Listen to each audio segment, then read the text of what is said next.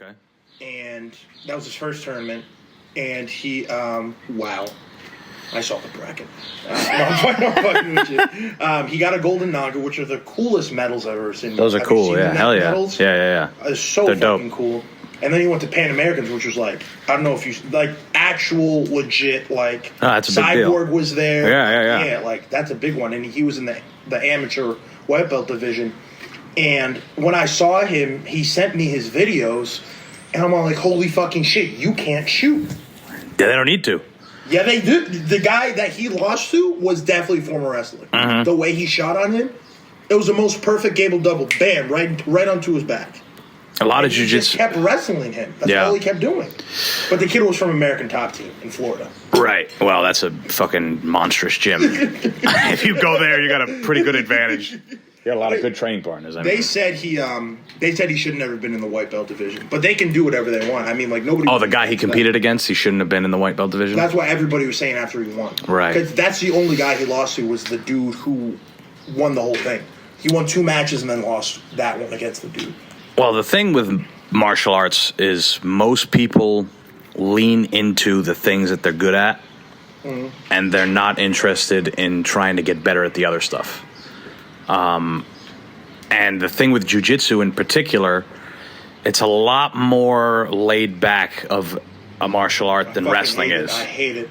I feel Jiu-jitsu? like the philosophy, I just hate that part. The philosophy, it's like jiu-jitsu is about breathing, it's about patience, it's about technique.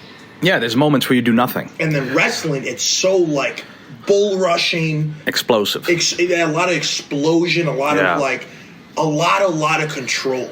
And there's a lot of times in jiu-jitsu, you have no control, and then bam, you win the match. Sure. You're just kind of like waiting for it. And that's the shit that I fucking hate.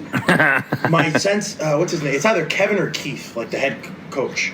He doesn't go by sensei, but I call him sensei anyways. Yeah. I don't know what the fuck that means. I don't know if that's Brazilian. It's definitely not. That's a karate thing.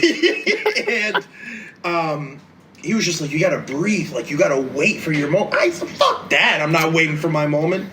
I'm putting this guy on his back and I'm forcing a Kimura. He's like, you're gonna get your shit rocked. Like, you're gonna go somewhere and get your shit rocked. Oh, yeah. That's exactly what somebody wants you to do to them.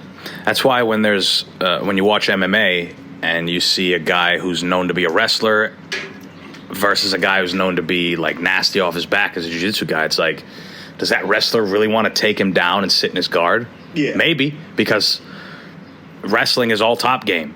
So sometimes you can just mash a guy into the mat as a wrestler, especially in MMA because you can punch. Yeah. So there's plenty of guys who are comfortable. George St. Pierre, very comfortable sitting in your guard and just pounding you.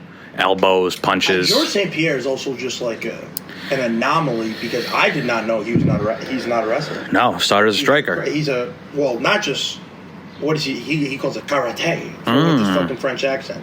Well, yeah, that's striking. He's a big karate guy. That's his background. Yeah. And for how good he was as a wrestler, that's really impressive. He was so good that he was training with France.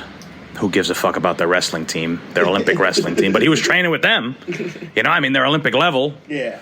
There's no, France is one of those countries. It's like England. They can't wrestle. Yeah, but it's also like, it's probably like a lot of like